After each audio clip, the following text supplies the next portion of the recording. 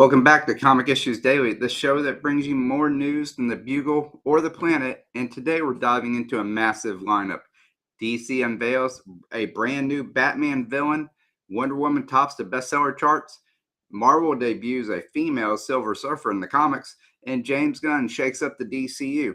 And we close with the CovrPrice Daily Shakers to see which books are heating up the market. And before we get into that, I just want to remind everybody about the GoFundMe that is supporting Brandon, aka Mon Comics, and his family, who lost their house in a house fire a couple of Sundays ago. So this is the QR code and link and all that to the GoFundMe. So please check that out and please contribute if you can. There you go. All right. So our first story of the day is DC has dropped a bombshell with the reveal of a brand new Batman villain, the Minotaur, created by writer Matt Fraction and artist Jorge Jimenez. Unlike many recent rogues who lean into tech or psychological warfare, this new antagonist taps into mythological symbolism. The Minotaur is depicted as a brutal, horned figure whose presence is meant to turn Gotham into a literal labyrinth, where Batman must navigate both danger and deception. Fraction's reputation for reinventing archetypes, paired with Jimenez's track record for designing villains who stick, make this one of the most significant Gotham debuts in years. Early previews showcase a menacing design that balances raw intimidation with thematic weight. The Minotaur is not just another brawler in body armor. He's been positioned as a metaphor for Gotham's endless maze of crime and corruption. This sets him up as more than a physical opponent. He's a test of Batman's resolve in the navigating the moral and psychological traps that have been defining his war on crime. The labyrinth metaphor ties neatly into Batman's legacy as a detective, suggesting that his story will force him to not only fight the monsters, but also rethink the maze that produces them. The announcement has already generated strong buzz among both fans and collectors. New villains can define an entire era of Batman storytelling, and with Fractions and Jimenez attached, the Minotaur has a strong chance of sticking around. Collectors are watching closely, knowing the first appearance of lasting villains often become modern keys. For fans, the bigger question is whether the Minotaur can stand tall against Gotham's legendary rogues gallery, and whether he'll become a reoccurring nightmare for the Dark Knight. Do you think the Minotaur has what it takes to become one of Batman's iconic foes, or will he get lost in the labyrinth of forgotten foes? Share your thoughts below. And while Batman's rogue gallery is growing, Wonder Woman just proved she's dominating sales in DC's Absolute line. And Absolute Wonder Woman number 12 just claimed the top spot on Bleeding Cool's weekly bestsellers list, outpacing competition for both Marvel and DC. This is part of DC's push with this Absolute line of flagship titles. Ongoing series like Absolute Batman, Superman, and I guess there's a new Justice League being positioned as must-read core continuity.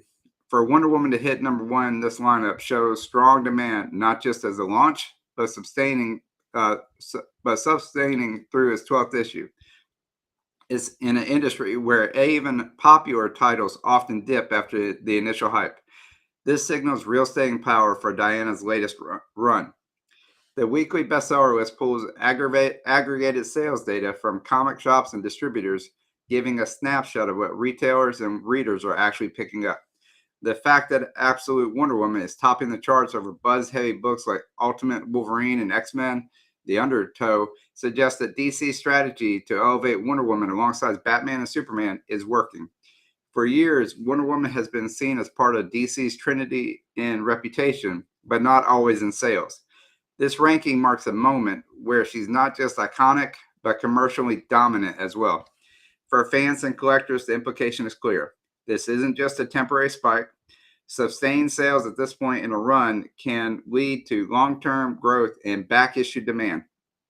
If this series becomes a definitive Wonder Woman era, earlier issues could gain momentum in the secondary market. More importantly, it reinforces Diana's place as a pillar of DC storytelling, not just symbolically, but in real-world numbers.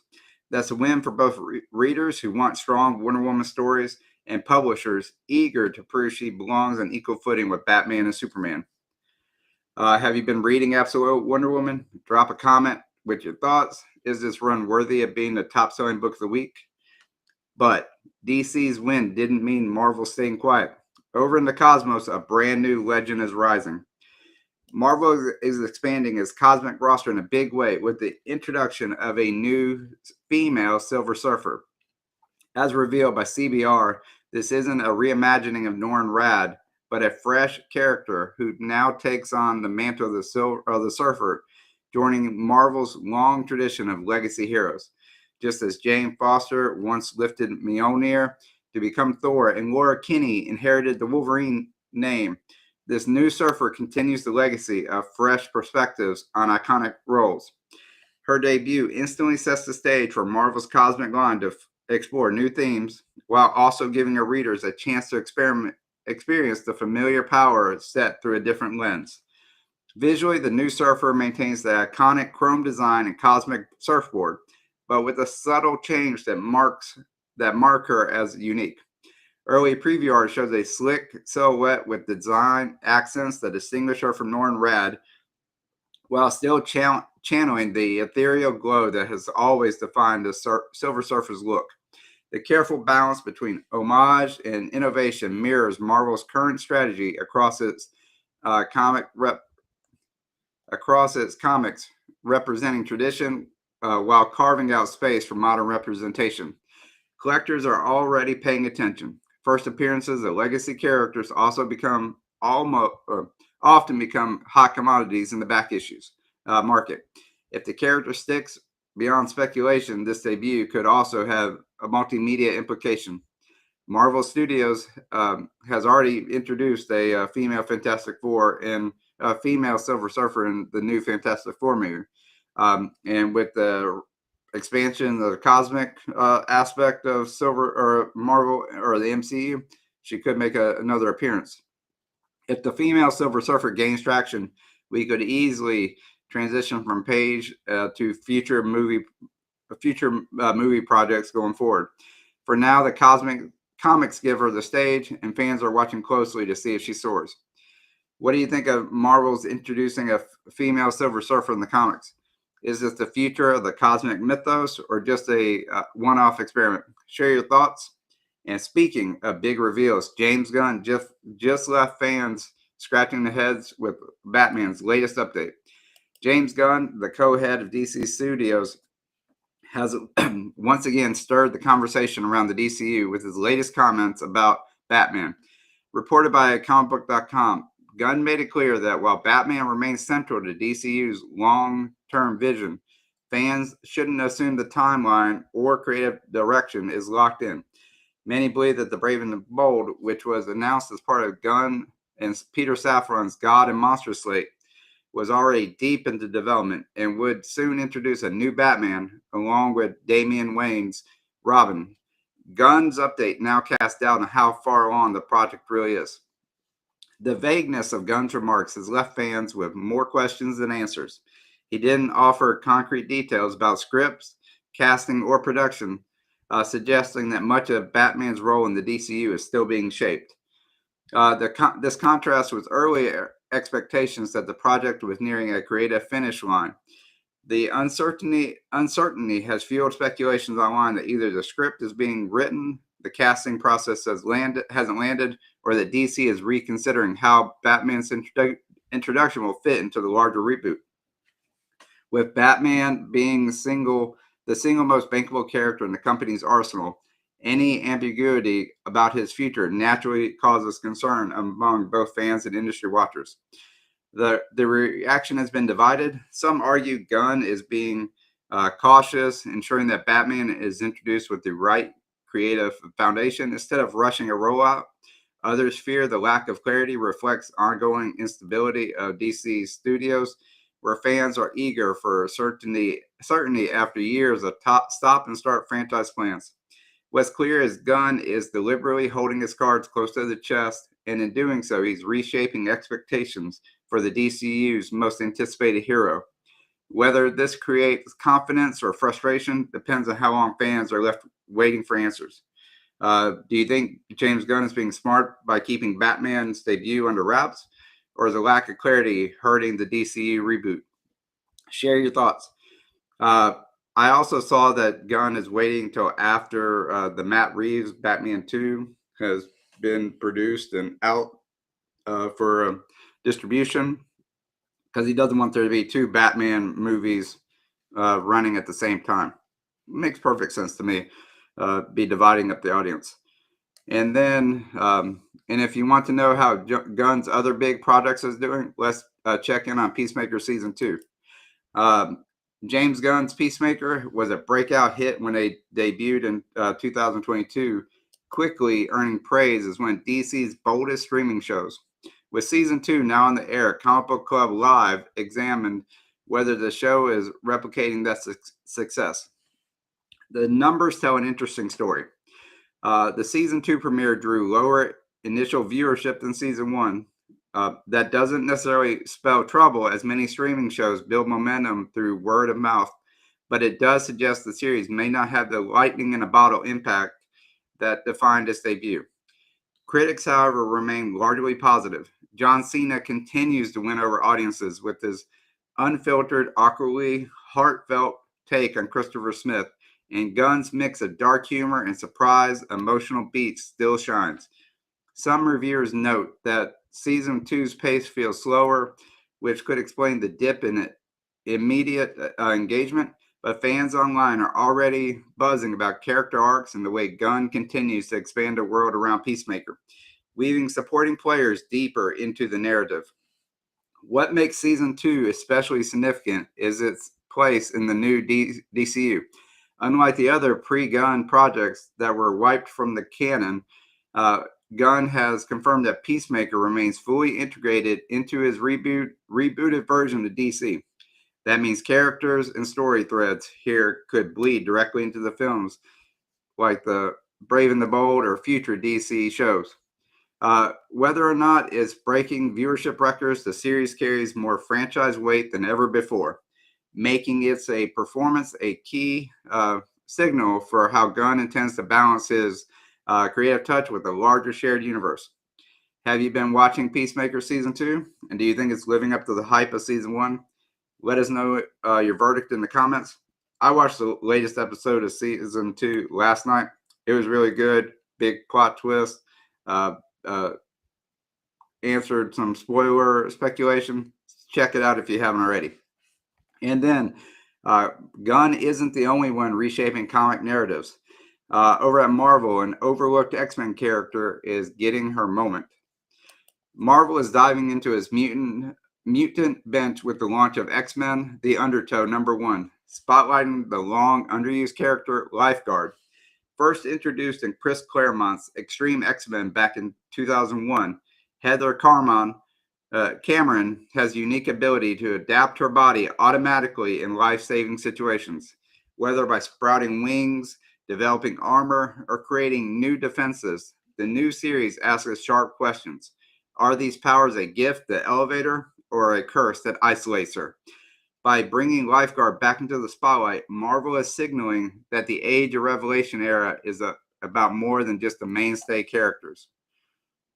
The preview teases a story that leans into Lifeguard's dual heritage as both mutant and Shi'ara royalty, an angle that connects her to Marvel's cosmic legacy as much as mutant narrative.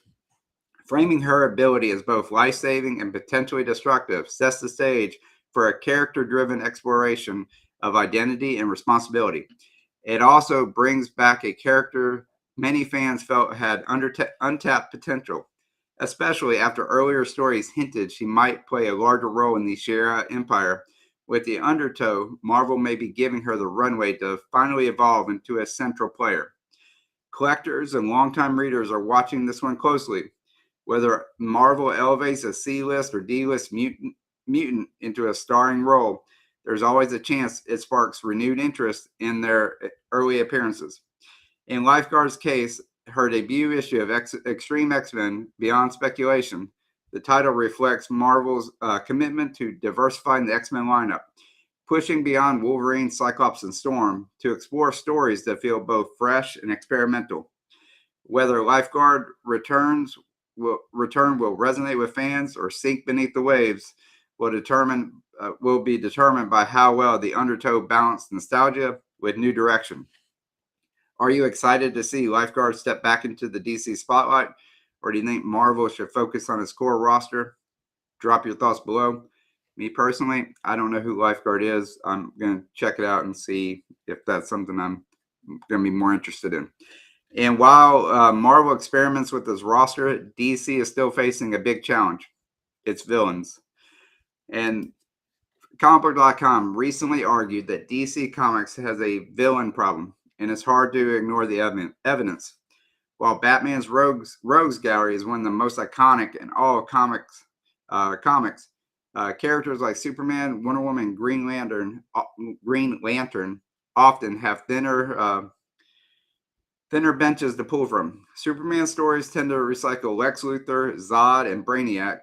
Wonder Woman has Ares, Cheetah, and Cersei, but they're not consistently developed arcs developed across runs. Green Lantern always comes back to Sinestro, leaving his other foes underutilized. Even the Justice League tends to rely on broad cosmic threats instead of compelling recurring villains that give individual heroes sharper conflict. The article points out that this lack of strong villains hurts DC's storytelling across the board. Without dynamic and memorable antagonists, heroes can feel less engaged. Marvel, by contrast, has had huge success elevating villains like Thanos, Loki, and Kang into cultural icons. This isn't just a publishing issue, it's a branding and multimedia challenge. When only Batman's villains make it into the wider pop culture conversation, the rest of DC's roster struggles to generate the same excitement. The proposed solution is for DC to double down on villain-centric events that elevate its lesser-known rogues. The current Absolute Power event, which positioned Amanda Waller and other villains as central threats, is a strong example of this strategy. By investing in a broader villain ecosystem for Superman, Wonder Woman, and the Justice League, DC could make its universe feel more balanced and vibrant. For readers and collectors, strong villains also mean stronger stories and potentially more keys to chase. Just a second.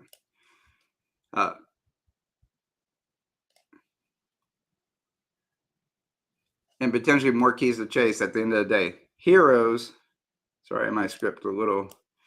Do you agree that DC has a villain problem? And if so, which heroes rogue gallery deserves the most attention? Let us know in the comments. And to close things off, let's see which books are shaking up in the collector's market in today's cover price report. The latest CovrPrice Daily Shakers report offers a fascinating mix of Golden Age rarities, Silver Age grails, and Bronze Age keys, showing the breadth of what collectors are chasing right now. At the top of the list was Daredevil Comics #1 from 1941, famous for his striking Daredevil Battles Hitler cover. A CGC 2.5 copy of this moved for $5,250, proving once again that wartime propaganda issues remain a cornerstone of Golden Age collecting. Other heavy hitters included Amazing Spider-Man 10 from 1963, which hit $3,500 in a CGC 9.0, and Showcase 22 from 1959, the first appearance of Hal Jordan, which pulled in $3,395 in a CGC 4.0. These numbers reflect continued demand for early Marvel Spidey books and foundational DC keys. The list also highlighted New York's World's Fair comics from 1940, selling for $3,090 in a CGC 4.5, and The Flash, issue number 105 from 1958, which brought in $2,200 in a CGC 5.0. Both books emphasize how early DC keys, especially those tied to major characters or comic events, continue to anchor the market. For Spider-Man fans, Amazing Spider-Man 14 from 1964, the first appearance of the Green Goblin, remains as hot as ever. bringing in $1,775 on the CGC 4.0. Meanwhile, pre-code horror maintained its cult value with Strange Tales 28 from 1954 hitting $1,216 in a CGC 2.0. Rounding out the Shakers were three more diverse but notable sales. Fighting 5 from 1983 sold at just under $1,000 at $999.99 in a CGC 5.0. And a surprise niche pickup, Superman 22 from 1943, a Golden Age wartime issue, hit $960 in a CGC 6.5. And Iron Man number 55 from 1973, the Bronze Age key that introduces Thanos, was sold for $955 in a CGC 8.5. Together, the list demonstrates how collector demand stretches across eras, from Golden Age icons to Silver Age superhero debuts and Bronze Age first appearance tied to major cinematic figures. For anyone tracking the market, it's a reminder that history, scarcity, and character relevance continues to drive the biggest sales.